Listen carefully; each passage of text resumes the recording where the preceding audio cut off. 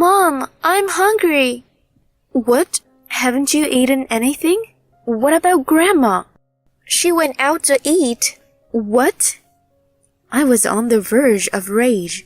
Then I vowed to get back at my mother-in-law. My name is Sarah, a 35-year-old stay-at-home mom. I've been married to Walter for 5 years. We used to work together at the same company. I've always admired him for his dedication to work and trusted him as a colleague. Working together on several projects, we got to know each other well and eventually started dating. He is sincere, kind, and gentlemanly in his private life. I found myself increasingly drawn to his genuine and gentle nature. Before we knew it, 3 years have passed in our relationship. Just when I was thinking about marriage, I discovered I was pregnant. It was somewhat of a catalyst, and we decided to get married. Even though the pregnancy came first, I've always wanted to spend my life with you. Let me properly ask you, will you marry me? He said this as he handed me the ring. I was so happy that he proposed properly, and I thought how sincere and dutiful he was. I am looking forward to our life together. I thanked him and looked forward to our married life. Then we immediately went to meet each other's parents. My parents quickly recognized his good nature and felt reassured. I was glad they approved of him. Next, we visited Walter's parents, but that's where I faced a problem. Walter's mother, Tiffany, didn't take to me. Nice to meet you. I'm Sarah. I greeted her cheerfully and politely. Walter's father, Steve, greeted warmly with a smile, but Tiffany just frowned and didn't even respond. Is she upset about something? As I thought this, she said, So, this is a shotgun wedding, huh? Isn't that a bit improper? Excuse me? Walter and I were shocked by her abrupt comment. Why would you say that? He retorted, visibly annoyed. It shows a lack of responsibility in your relationship. Even if you get married, I'm sure you'll end up divorcing. It's embarrassing to have a wedding and then tell everyone you divorced. Plus, you'll end up just paying child support and feeling miserable. Her words were too harsh. How could she say something like that so casually? Walter clenched his fists, looking at his mother. After all, you've never been good at making smart decisions. That's why I have to. Steve interrupted her at that point. Enough, Tiffany. Whatever the circumstances, it's not right to speak like that about a happy occasion like marriage. Walter and Sarah are the ones getting married, and they're at an age where it's not odd for them to have children. They both have stable jobs. There's no problem here. His words finally quieted her. Walter then followed up. We were serious about marriage from the start. The pregnancy was just a catalyst. We're ready and responsible for this marriage. Whatever. Do as you please, she said disinterestedly. After this exchange, I found it hard to like her. Thankfully, Steve helped smooth things over, and the rest of the family meeting went well. We got married and had a lovely wedding. With the baby on the way, I decided to quit my job and focus on being a homemaker. Life with Walter was joyful and time flew by.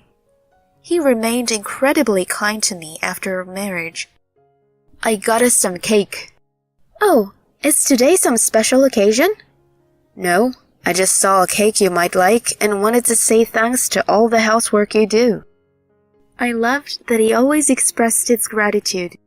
Walter also always complimented my cooking, and on weekends he'd cooked for me. Tonight's dinner is beef stew.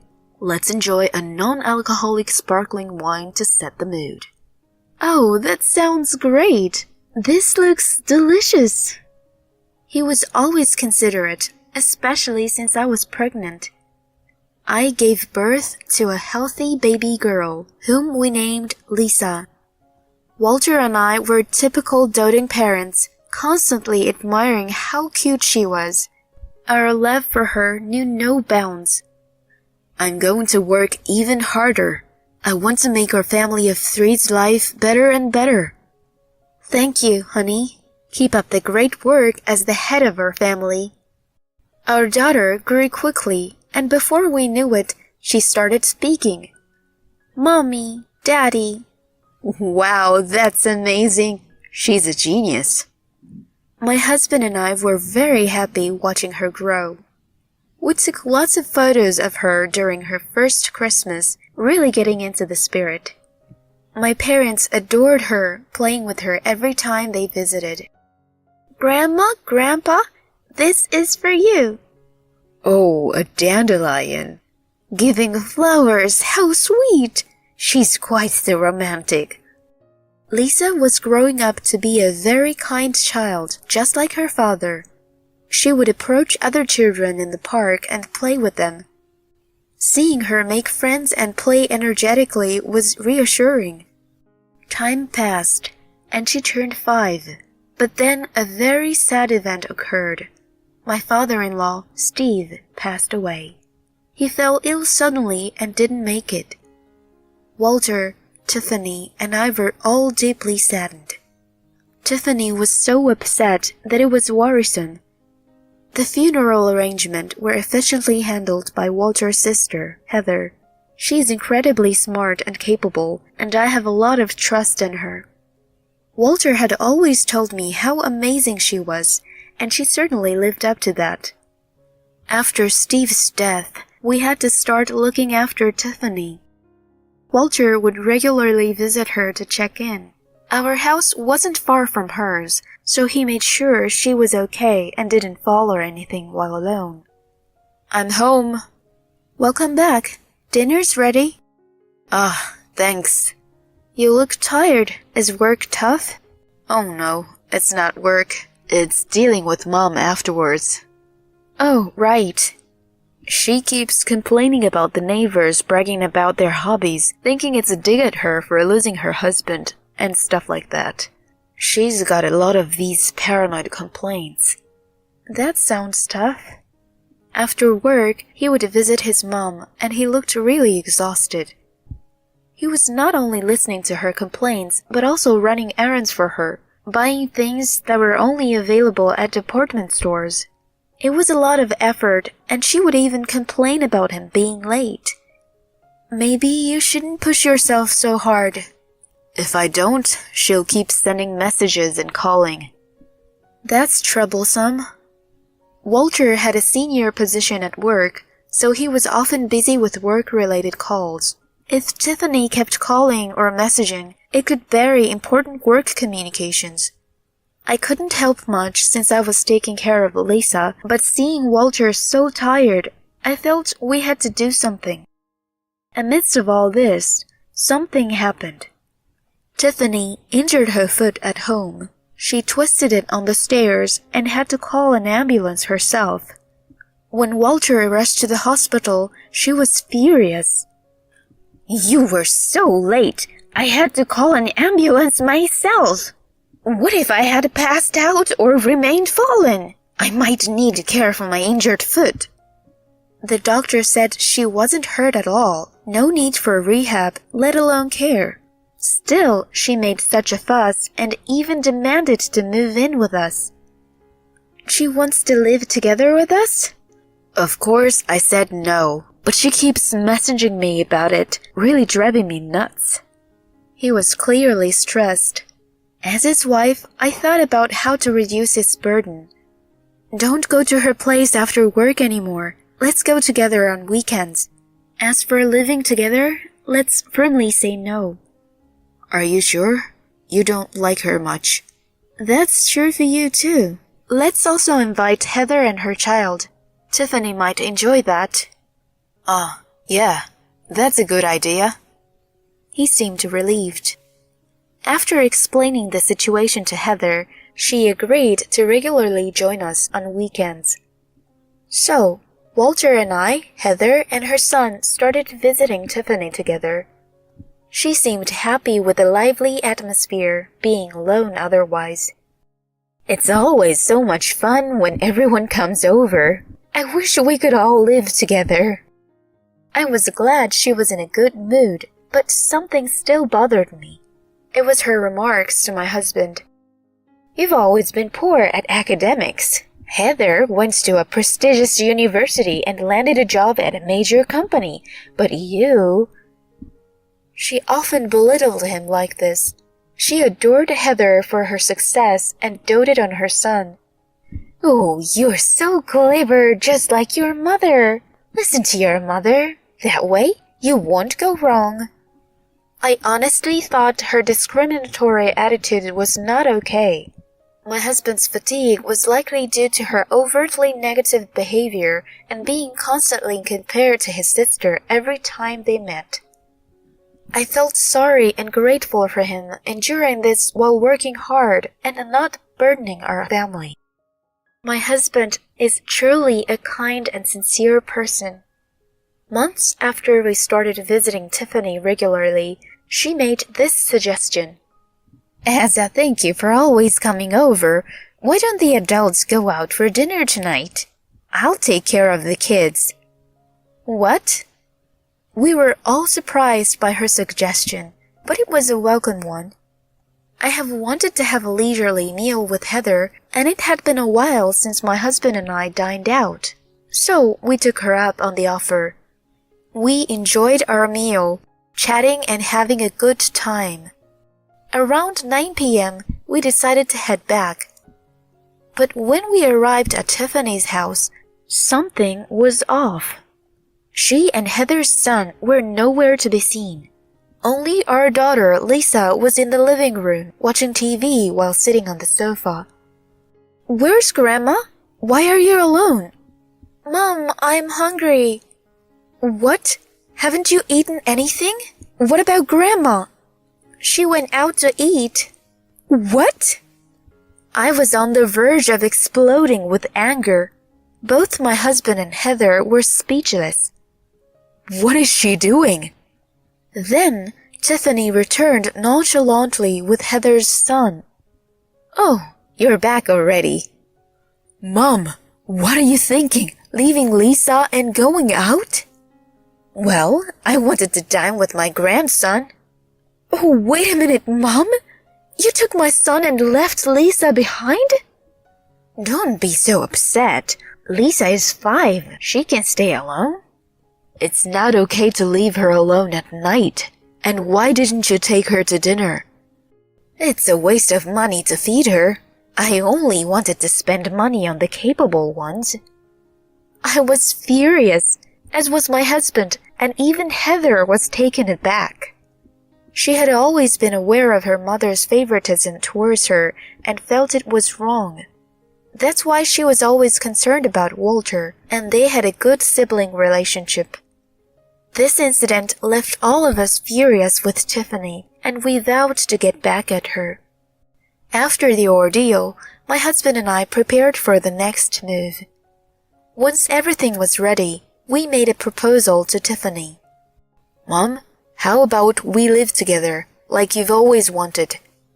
Oh, are you sure about that? Yeah. Actually, we're thinking of moving to a bigger place near Heather's family. You'd like that, right? Wonderful. I'll be closer to Heather's family. She was delighted, falling for our plan. We moved to a new rental with plenty of private space. Lisa was thrilled to have her own room, and I resolved to always protect her, especially with Tiffany around. As a stay-at-home mom, I could always be with her. Once we started living together, Tiffany immediately began ordering me around. Sarah, make me some coffee. What? Why should I? What do you mean? It's a daughter-in-law's duty to make coffee for her mother-in-law. Is that so? Well, I don't want to. Excuse me? She was furious at my response.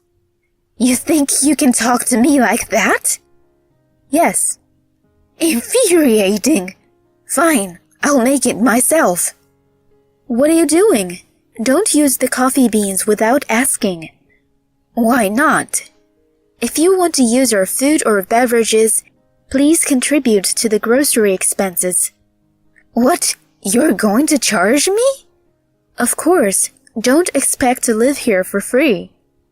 Don't be ridiculous. I've never heard of a daughter-in-law making her mother-in-law for grocery money. Whether you've heard of it or not doesn't matter. That's our house rule. I'll get rid of such a rule. I'll tell my son about this. Go right ahead. She storms off to her room, eyes wide with anger. I made myself a coffee and relaxed. At lunch, I prepared food just for myself. Tiffany, too stubborn to come out of her room, probably planned to eat when I was out picking up my daughter, but I had already planned for that. In the afternoon, I went to pick up Lisa from kindergarten, and then we leisurely shopped at the supermarket. When we returned home, Tiffany was waiting furiously. What is this? What's wrong, Tiffany? Getting so angry will raise your blood pressure. Why is there a lock on the fridge? I can't even get a drink. It's to prevent you from using our food and drinks without permission. That's terrible. What kind of daughter-in-law are you? She seemed too hungry to continue her tirade and gulped down tap water before retreating to her room. I then started preparing for dinner. Right as it was ready, Walter returned home. I'm home. As soon as he arrived, Tiffany rushed to him. Walter, listen. Sarah is bullying me. This is outright daughter-in-law abuse. I haven't been fed anything today. Oh, really? Despite her desperate pleas, he responded coldly. Tell that woman something! Shouting, she looked at him. Walter glanced at me and asked, What's for dinner tonight? I replied, Chicken. Great, that sounds delicious. I've also chilled some beer. Awesome. He sat down at the table. Walter, tell this woman off. What should I say? Thanks for cooking? No, I haven't been fed all day. As she sat down, I did not place any food in front of her. Where's my dinner? Why would there be any for you? Feeding you is a waste of grocery money. What? Yeah, spending food money on Mom is a waste. Walter agreed with me and started eating his chicken. Tiffany realized her own words were coming back to haunt her and was speechless. You both are terrible. I'm going to Heather's.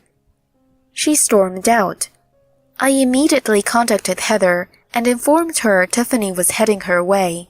Walter then packed up her belongings and put them outside. He locked the door to prevent her from returning. 30 minutes later, Tiffany rang the doorbell. Yes, who is it? Playing dumb, he answered. Hey, open up! Why, weren't you going to Heather's? I was, but she cut ties with me, saying I couldn't stay there. So you came back here, but we're also cutting ties with you. What? I put all your stuff outside. Take it and leave. Wait, what do you mean? Sarah and I can't forgive you, leaving Lisa alone and not feeding her. I'll resent that for life. And always comparing me to Heather and belittling me, I can't stand it. I no longer consider you family. Just leave. But Walter cut off the intercom. Tiffany, apparently having a breakdown outside, was taken away by the police. None of us, not Walter, Heather, or I, went to pick her up. Eventually, she realized her mistake and sent a long apology emails to Walter and me. But we were done forgiving. She managed to find a place in a rundown apartment and now works part-time, leading a meager life. She claims to have reflected on her actions, but we know she'd revert to her old ways if given the chance. We've decided never to forgive her. She should stay alone for life. Meanwhile, we as a family are happily living together, including Heather and her family in outings and barbecues. I plan to continue cherishing my husband and daughter, living happily ever after.